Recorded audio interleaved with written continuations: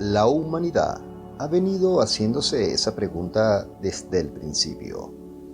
En los últimos años he tenido la oportunidad de plantearla ante gran número de auditores, desde mis alumnos de psicología, filosofía y sociología, hasta los que me han escuchado en organizaciones religiosas, en mis debates en la televisión, o los que lo han hecho en clubes cívicos y en las sociedades profesionales de médicos. Por la experiencia que he obtenido en esos años de exposición, puedo decir que el tema excita poderosos sentimientos en individuos emocionalmente diferentes y de muchas clases sociales.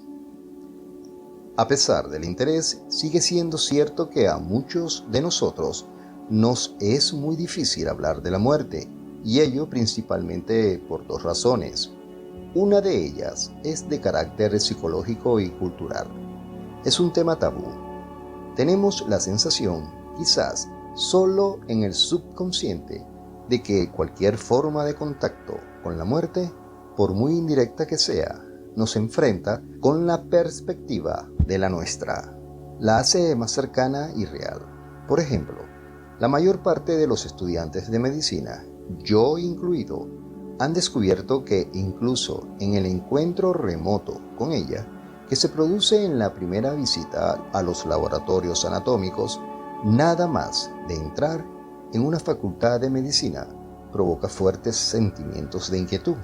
En mi caso, la razón de esa respuesta me parece ahora obvia.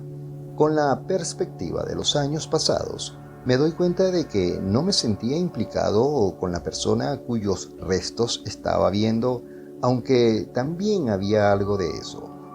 Lo que vi sobre la mesa fue el símbolo de mi propia mortalidad, en cierta manera. Quizás, solo preconscientemente, por mi mente debió cruzar este pensamiento. A mí también me ocurriría. Asimismo, hablar de la muerte puede considerarse a nivel psicológico como otra forma de aproximación indirecta. Sin duda, mucha gente siente que hablar de ella equivale a evocarla mentalmente, a acercarla de tal forma que haya que enfrentarse a la inevitabilidad del propio fallecimiento. Por tanto, para ahorrarnos el trauma psicológico, decidimos evitar el tema siempre que nos sea posible. La segunda razón de la dificultad de discutir la muerte es más complicada y se relaciona con la naturaleza del lenguaje. En su mayor parte, las palabras del lenguaje humano aluden a las cosas que hemos experimentado con nuestros sentidos físicos. Sin embargo, la muerte es algo que recae más allá de la experiencia consciente de la gran mayoría de nosotros, pues nunca hemos pasado por ella. Si hemos de hablar de este tema, tendremos que evitar los tabúes sociales y los dilemas lingüísticos profundamente arraigados y derivados de nuestra inexperiencia. Lo que a menudo terminamos haciendo es utilizar analogías con cosas más agradables de nuestra experiencia, con cosas que nos son familiares. Quizás la analogía más común sea la comparación entre la muerte y el sueño. Morir es como dormirse. Esta figura del lenguaje es muy común en el pensamiento y lenguaje de cada día, así como en la literatura de muchas culturas y épocas. Incluso era corriente en la Grecia clásica. En la Ilíada, por ejemplo, Homero llama al sueño hermano de la muerte, y Platón, en su diálogo La Apología, pone las siguientes palabras en bocas de Sócrates, su maestro, que acaba de ser sentenciado a muerte por un jurado ateniense. Si la muerte es solo dormirse en sueños, debe ser maravilloso. La misma analogía encierra nuestro lenguaje contemporáneo. Consideremos la frase hacer dormir. Cuando se lleva a un perro al veterinario para que lo hagan dormir, que lo maten, nos referimos a algo muy distinto a cuando decimos lo mismo a un anestesiólogo con respecto a un familiar. Otros prefieren una analogía diferente. aunque de algún modo relacionada. El morir, dicen, es como olvidar. Al morir, se olvidan todas las aflicciones y se borran todos los recuerdos dolorosos. Por antiguas y extendidas que sean ambas analogías, la del sueño y la del olvido, son totalmente inadecuadas para confortarnos. Son maneras diferentes de hacer la misma aserción, aunque lo diga de forma más aceptable. En ambas está implícita la idea de que la muerte es la aniquilación para siempre de la experiencia consciente. Entonces, la muerte no tiene ninguno de los rasgos agradables del sueño y el olvido. Dormir es una experiencia positiva y agradable porque va seguida del despertar.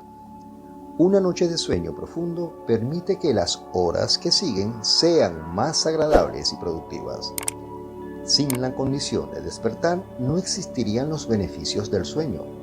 De igual modo, la aniquilación de toda experiencia consciente no implica solo la desaparición de los recuerdos desgraciados, sino también la de los felices. En consecuencia, ninguna analogía nos proporciona realmente alivio o esperanza frente a la muerte. Hay otro punto de vista que rechaza la noción de que la muerte sea la aniquilación de la conciencia. Según esta tradición, posiblemente más antigua, algún aspecto del ser humano sobrevive cuando el cuerpo físico deja de funcionar y acaba por destruirse. Este aspecto ha recibido muchas denominaciones, como el psique, el alma, la mente, el espíritu, ser y conciencia. Con uno u otro nombre, la noción del paso a otra esfera de existencia tras la muerte física es una de las más venerables de las creencias humanas. En Turquía existe un cementerio que fue utilizado por los hombres del Neandertal hace 100.000 años. Sus restos fosilizados han permitido a los arqueólogos descubrir que aquellos hombres primitivos enterraban a sus muertos en féretros de flores, lo que nos indica que quizás consideraron la muerte como ocasión de celebración, como una transición del muerto de este mundo a otro.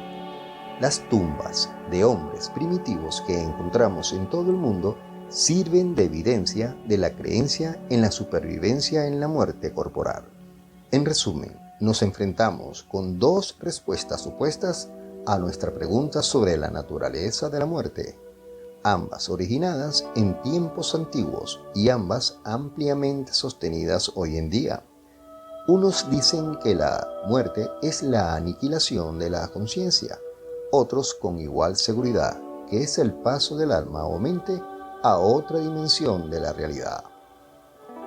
En los últimos años me he encontrado con gran número de personas que han pasado por los que llamaremos experiencias cercanas a la muerte. Las he conocido de diversas formas. Al principio fue coincidencia. En 1965, cuando era estudiante de filosofía en la Universidad de Virginia, conocí a un profesor de psiquiatría de la Facultad de Medicina. Desde el primer momento quedé sorprendido por su amabilidad y cordialidad. Pero la sorpresa fue mayor cuando posteriormente me enteré de que había estado muerto, en 2 ocasiones con 10 minutos de intervalo, y que hizo un fantástico relato de lo que le ocurrió en aquel estado. Más tarde lo oí relatar su historia a un pequeño grupo de estudiantes interesados. Quedé muy impresionado, pero como carecía de capacidad para juzgar tales experiencias, me limité a archivarla, tanto en mi mente como en una cinta en la que había grabado la charla.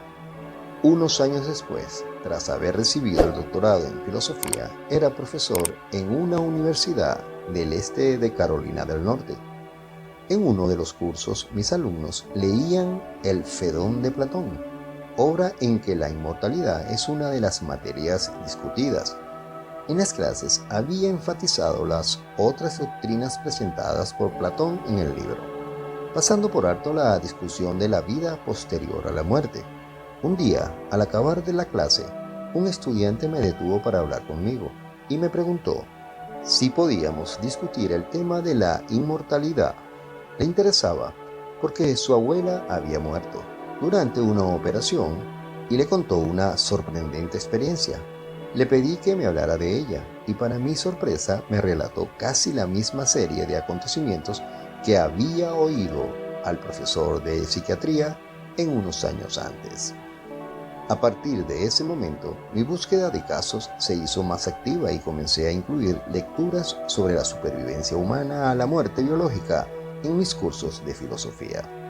Decidí, sin embargo, no incluir en ellos las dos experiencias que me fueron relatadas, adoptando la prudente actitud de esperar y ver. Pensaba que si esos informes eran muy comunes, llegaría a conocer más de ellos si introducía el tema general de la supervivencia en las discusiones filosóficas. Expresaba una actitud de simpatía ante la cuestión y esperaba. Quedé realmente sorprendido cuando descubrí que, de cada clase de 30 alumnos, uno al menos venía a verme después de la lección y me contaba una experiencia personal cercana a la muerte. Lo que más me llamó la atención desde que se despertó mi interés fue la gran similitud de las historias, a pesar del hecho de haber sido vividas por gente de muy diversos antecedentes religiosos, sociales y culturales. En 1972 me matriculé en una facultad de medicina y conocía ya varias experiencias de ese tipo. Comencé a hablar del estudio informal que estaba haciendo a alguno de los médicos que conocía. Finalmente, un amigo me habló de dar una charla en una sociedad médica y otras conferencias públicas le siguieron. De nuevo se repitió el hecho de que tras cada charla alguien venía a contarme una experiencia personal. Cuando fui más conocido por mi interés en el tema, los doctores comenzaron a ponerme en contacto con las personas a las que habían resucitado y que contaban experiencias inusuales. También he recibido muchos informes por correspondencia tras la aparición en los periódicos de artículos sobre mis estudios. En estos momentos conozco unos 150 casos de este fenómeno. Las experiencias que he estudiado pertenecen a 3 categorías distintas. La primera experiencia es la de personas que han resucitado después de que sus médicos la consideraron clínicamente muerta.